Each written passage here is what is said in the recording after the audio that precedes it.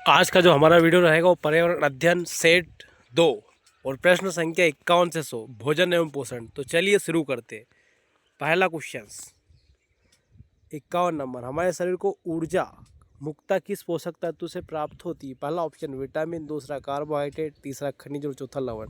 तो हमको जो ऊर्जा रहती है, तुरंत ऊर्जा प्राप्त होती है कार्बोहाइड्रेट, और कार्बोहाइड्रेट जितने मीठे पदार्थ रहते हैं उससे हमको कार्बोहाइड्रेट प्राप्त होता है। प्रश्न 52, शरीर की वृद्धि और टूट फूट की मरम्मत के लिए आवश्यक पोषक तत्व क्या? पहला ऑप्शन प्रोटीन, दूसरा वसा, तीसरा विटामिन और चौथा जल। तो जो प्रोटीन रहता है वो हमारे शरीर की वृद्धि, टूट फूट और लंबाई और मसल्स के डेवलपमेंट के लिए आवश्यक है। प्रश्न 53, निम्न में से कौन सा प्रोटीन का अच्छा स्रोत है? पहला ऑप्शन दाल, दूसरा चीनी, तीसरा नमक और चौथा तेल। तो दाल जो रहता है वो प्रोटीन का अच्छा स्रोत है। सबसे ज़्यादा प्रोटीन पाया जाता है मशरूम में और फिर सोयाबीन में। प्रश्न 54, विटामिन सी का प्रमुख स्रोत क्या? पहला ऑप्शन नींबू, दूसरा चावल, तीसरा घी और चौथा नमक। तो नींबू जो रहता है विटामिन सी का महत्वपूर्ण स्रोत है, और सबसे ज़्यादा जो विटामिन सी पाया जाता है वो आंवला में पाया जाता है, और जितने भी खट्टे पदार्थ हैं उन सभी में विटामिन सी पाया जाता है। और विटामिन सी की कमी से स्कर्वी रोग होता है।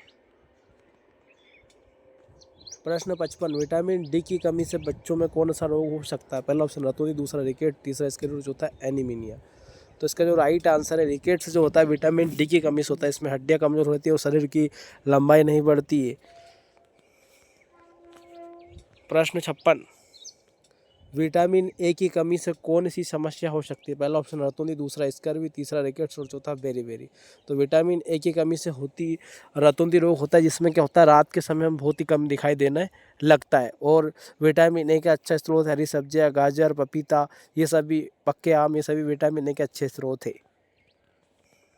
प्रश्न 57, आयरन की कमी से सामान्यतः कौन सी समस्या होती है? पहला ऑप्शन एनीमिया, दूसरा रिकेट्स, तीसरा स्कर्वी, चौथा मोटापा। तो आयरन की कमी से होती है एनीमिया, यानी कि खून की कमी जो रोग होते हैं उसको बोलते हैं एनीमिया। इसके लिए हमको गुड़, चना, सेव फल और जितने भी लोहे तत्व पदार्थ होते हैं उनको खाना चाहिए। आंवला है, चुकंदर है, अनार है, ये सभी विटामिन और आयरन के लिए महत्वपूर्ण चीज़ है। प्रश्न 58, आयोडीन की कमी से कौन सा रोग हो सकता है? पहला ऑप्शन घेंगा, दूसरा रतौंधी, तीसरा स्कर्वी और चौथा रिकेट्स। तो आयोडीन की कमी से होता है घेंगा रोग, और आपको पता है घेंगा रोग जो होता है वो गर्दन के पास में गांठ टाइप बन जाती है, उसी को बोलते हैं घेंगा रोग। प्रश्न 59, संतुलित आहार में क्या होना चाहिए? पहला ऑप्शन केवल प्रोटीन, दूसरा सभी आवश्यक पोषक तत्व उचित मात्रा में, तीसरा केवल वसा और चौथा कार्बोहाइड्रेट। तो संतुलित आहार में सभी आवश्यक पोषक तत्व उचित मात्रा में होने चाहिए। इसमें प्रोटीन, विटामिन, कार्बोहाइड्रेट, खनिज, लवण, जल, ये सभी। प्रश्न 60वां, दूध में मुख्यतः कौन सा खनिज पर्याप्त मात्रा में पाया जाता है? पहला ऑप्शन कैल्शियम, दूसरा आयोडीन, तीसरा सोडियम और चौथा लोहा। तो जो दूध में मुख्य रूप से कैल्शियम सबसे ज़्यादा पाया जाता है। प्रश्न 61, भोजन को सुरक्षित रखने के लिए में कौन सी विधि उपयोगी? पहला ऑप्शन प्रशीतन, दूसरा खुले में रखना, तीसरा पानी में, गंदे पानी में, चौथा धूल में। तो इसका राइट आंसर है प्रशीतन विधि, यानी कि प्रसतन विधि, यानी कि भोजन को ढककर रखना और सुरक्षित जगह पर और ठंडे स्थान पर रखना। प्रश्न 62, भोजन को ढककर रखने का मुख्य उद्देश्य क्या? पहला ऑप्शन भोजन का रंग बदलना, दूसरा धूल एवं कीटाणु से बचाना, तीसरा भोजन को गर्म करना और चौथा स्वाद कम करना। तो धूल और कीटाणु से बचाने के लिए।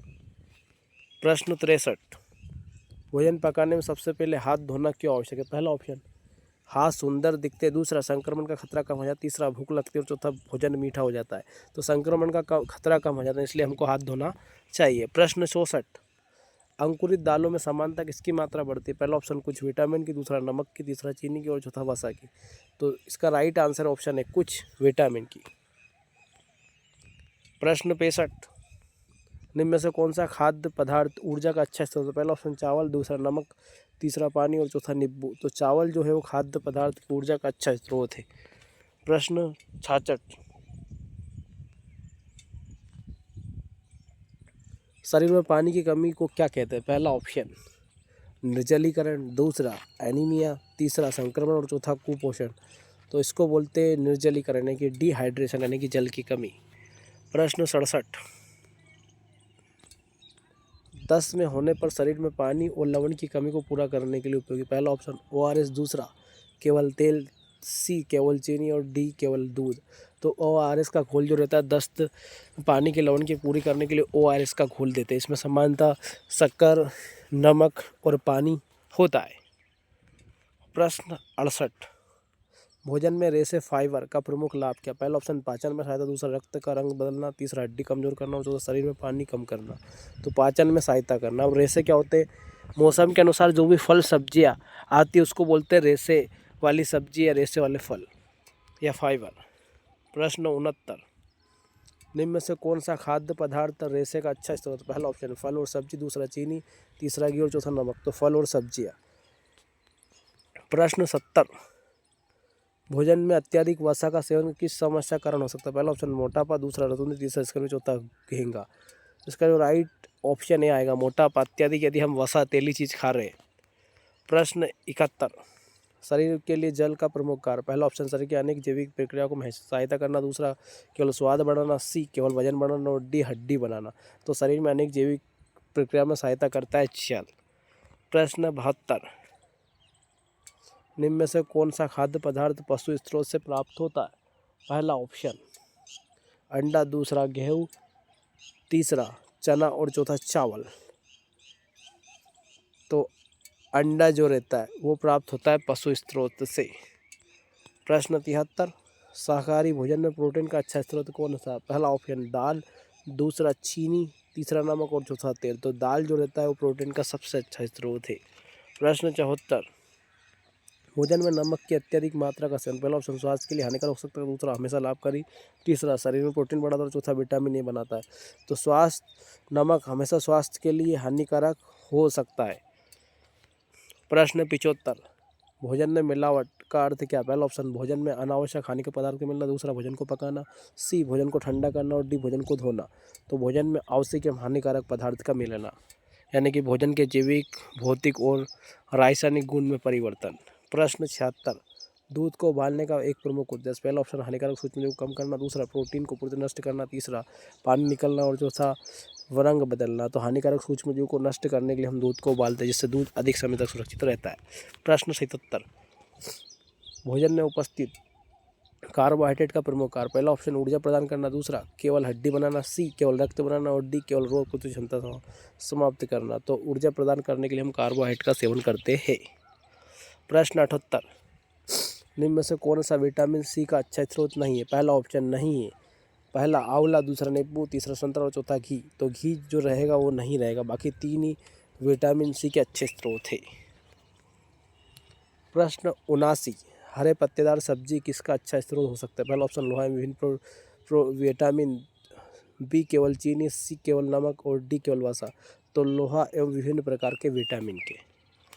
प्रश्न 80, बच्चों के लिए संतुलित भोजन क्यों आवश्यक है? पहला ऑप्शन वृद्धि और विकास के लिए, दूसरा केवल वजन बढ़ाने के लिए, सी केवल स्वाद के लिए और डी केवल खेल के लिए। तो वृद्धि विकास के लिए संतुलित भोजन बहुत आवश्यक है। प्रश्न 81 रहेगा भोजन एवं पोषण के। तो देखते भोजन में प्रोटीन की कमी मुख्यतः प्रभावित होती है। पहला ऑप्शन वृद्धि एवं शरीर की मरम्मत, दूसरा केवल दृष्टि और तीसरा केवल स्वाद और चौथा केवल सुनने की क्षमता। तो वृद्धि एवं शरीर की मरम्मत के लिए। प्रश्न 82, स्कर्वी किस विटामिन की कमी से होता है? पहला ऑप्शन विटामिन ए, दूसरा विटामिन बी, तीसरा विटामिन सी और चौथा विटामिन डी। तो स्कर्वी होता है विटामिन सी की कमी से। प्रश्न 83, बेरी किस विटामिन की कमी से होता है? पहला ऑप्शन B1, दूसरा सी, तीसरा डी और चौथा के। तो B1 की कमी से होता है बेरी रोग। प्रश्न 84, रक्त का थक्का जमने में कौन सा विटामिन महत्वपूर्ण? पहला ऑप्शन विटामिन के, दूसरा विटामिन सी, तीसरा विटामिन डी और चौथा विटामिन ए। तो विटामिन के जो रक्त का थक्का जमने में अति आवश्यक विटामिन है। प्रश्न 85, धूप हमारे शरीर में किस विटामिन के निर्माण में सहायता करती है? पहला ऑप्शन विटामिन ए, दूसरा विटामिन बी, तीसरा विटामिन सी और चौथा विटामिन डी। तो धूप जो रहती है उससे मिलता है विटामिन डी, डी से धूप और डी से विटामिन डी। प्रश्न 86, भोजन को लंबे समय तक सुरक्षित रखने के लिए पारंपरिक विधि कौन सी? पहला ऑप्शन सुखाना, दूसरा खुला छोड़ना, तीसरा गंदे स्थान पर रखना, चौथा पानी में डालना। तो सुखाना। प्रश्न 87, अचार को लंबे समय तक सुरक्षित रखने में सामान्यतः किसका उपयोग किया जाता है? पहला ऑप्शन नमक और तेल का, दूसरा केवल बर्फ पानी का, सी केवल बर्फ का और डी दूध का। तो नमक और तेल का। प्रश्न 80, जैम और जेली को सुरक्षित रखना मुख्यतः किसका उपयोग किया जाता है? पहला ऑप्शन अत्यधिक चीनी का, दूसरा अत्यधिक नमक का, तीसरा मिट्टी का और चौथा केवल पानी का।